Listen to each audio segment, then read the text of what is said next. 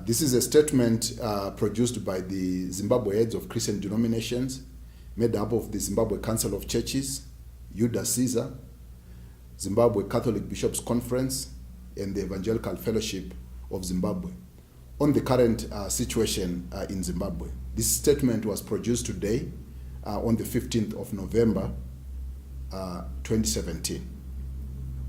We read from Luke chapter 19, verse 41 to 44.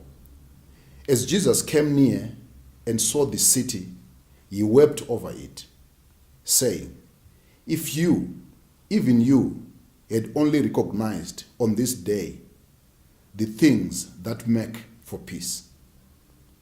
But now they are hidden in your eyes. Indeed, the days will come upon you when your enemies will set up ramparts around you and surround you, and hem you in on every side. They will crush you to the ground, you and your children with you, and they will not leave within you one stone upon another, because you did not recognize the time of your opportunity, or kairos, from God." Many Zimbabweans are confused and anxious about what has transpired and continues to unfold in our nation. While the changes have been rapid in the last few days, the real deterioration has been visible for everyone to see for a long time, especially during the public political rallies of the ruling party, coupled with the deteriorating socio-economic conditions.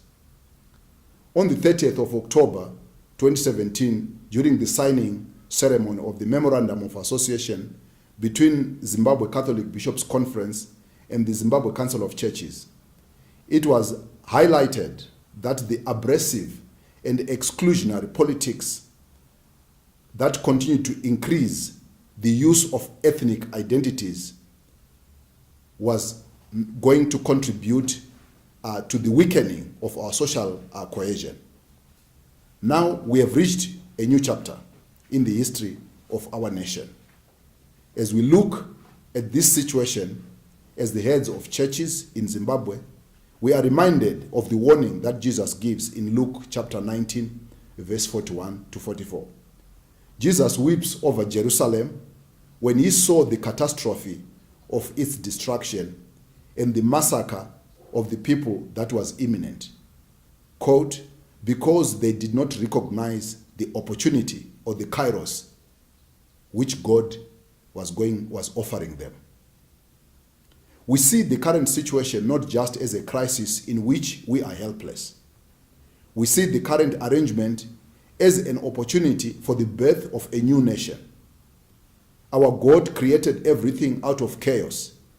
In order for something new to be born, we need to clearly define what we think is the real problem. Proper naming of the problem will give us a clear sense of where we must go as a nation. What is the nature of our problem? It may be easy to describe our problem in terms of the economy and the accompanying myriad of social challenges.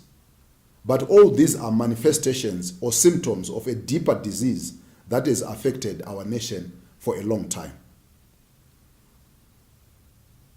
This was the challenge of the loss of trust in the legitimacy of our national processes and institutions. There is a strong sense that our hard-earned constitution is not being taken seriously. There is not enough confidence whether the separation of the three arms of the state, the executive, the legislature, and the judiciary, are functioning in proper relationships of checks and balances. There is a deep concern that there seems to be no clear distinction between the ruling party and the government. There is concern that the priorities of the poor have been relegated to charity of those who have access to national resources without proper commitment to addressing the root causes of their problems.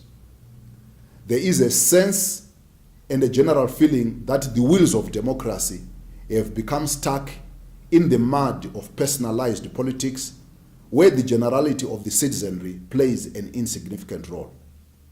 It is in this lack of democratic renewal and the resulting stagnation, sterility, and fatigue that has culminated in the current situation.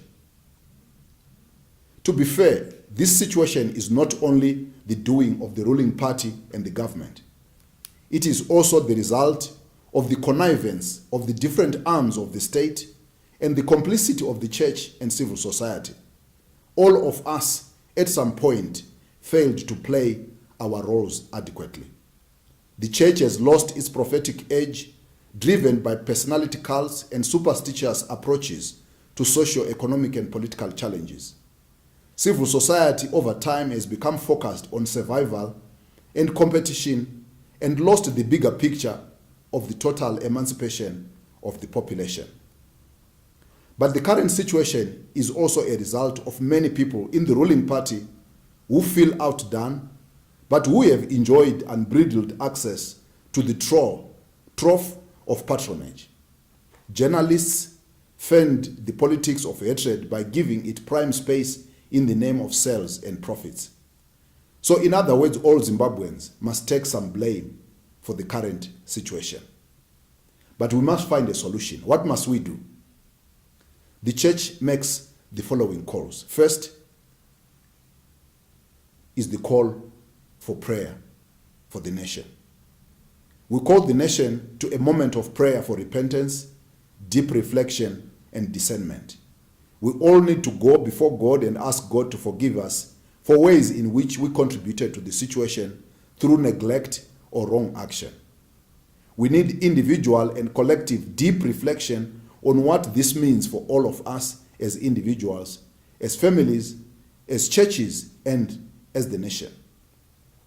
We need to find meaning in this apparently meaningless situation. We also need to collectively and individually discern the next direction for us as a nation. Number 2, we call for calm and peace. Right now, there is not enough information, and many people are peddling opinions as facts, especially on social media. Some misinformation is causing despondency and fear. We are calling for peace and calm. Let us not sensationalize the situation, but encourage calmness and modesty in the way we are engaging. Number 3, call for respect of human dignity. We are aware that the Zimbabwe Defense Forces is currently managing the situation, but we want to make it clear to them that it is their responsibility to ensure that human dignity and human rights are respected. This is not a time to allow for lawlessness and vindictive and selective application of the law. Number 4, the call for a transitional government of national unity. The Zimbabwe Defense Forces have stressed that theirs is not a military coup, but an effort to manage the current situation. In light of this position, we as the churches are calling for the formalization of a transitional government of national unity that will oversee the smooth transition to a free and fair elections. Number 5, a call for national dialogue. Finally, we are calling the nation to a table of dialogue. The current situation gives us an opportunity to reach out to each other. There is no way we are going to go back to the political arrangements we had in the last few days. We are in a new situation that cannot be resolved without dialogue. This dialogue can not only happen within the ruling party. What we need is a national envisioning process that will capture the aspirations of all sectors of society. The church, alongside other stakeholders in the private sector, academia, and other spheres, can establish such a national envisioning platform as an inclusive space to enable Zimbabweans from all walks of life to contribute towards a democratic transition to the Zimbabwe we want. In conclusion, the church derives its mandate from its stature as a sign of hope in a situation of despair and discouragement. God has put the church in the nation so that it can be a conduit for the healing of the nation. It is God who promised that if my people who are called by my name humble themselves, pray, and seek my face,